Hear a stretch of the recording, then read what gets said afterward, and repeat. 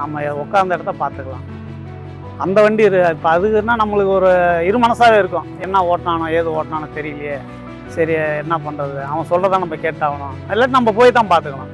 இல்லாட்டி புரோக்கர் என்ன சொல்கிறான்னா புரோக்கரை பார்த்துக்கணும். இப்போ இது வந்த பிற்பாடு, நான் இப்போ இதை போட்ட பிற்பாடு அவன் எதுவும் போய் சொல்கிறதுக்கு வாய்ப்பு கிடையாது. நம்ம இந்த ஆப்பு வந்து ரொம்ப நம்மளுக்கு உதவியாகவே இருக்குது.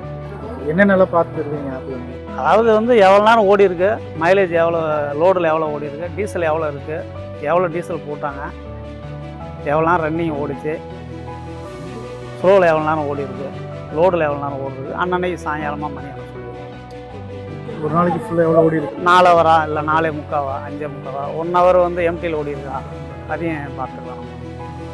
இந்த ஆப் வரத்துக்கு முன்னாடி கொஞ்சம் கஷ்டம். எதானாலும் நம்ம போய் பார்க்கணும். இல்லாட்டி டிரைவர் என்ன சொல்கிறாப்புல அதை தான் கேட்கணும். இல்லாட்டி நம்ம இவர் ஆப்ரேட்டர் என்ன சொல்கிறாரோ, இல்லாட்டி புரோக்கர் என்ன சொல்கிறாரோ அதை தான் கேட்டாகணும். நம்ம நேரடியாக பார்க்க முடியாது. அது வந்து இருமனசாக தான் போவோம், மனசு தான் காரணம். ஆனால் இது வந்து அப்படி இல்லை.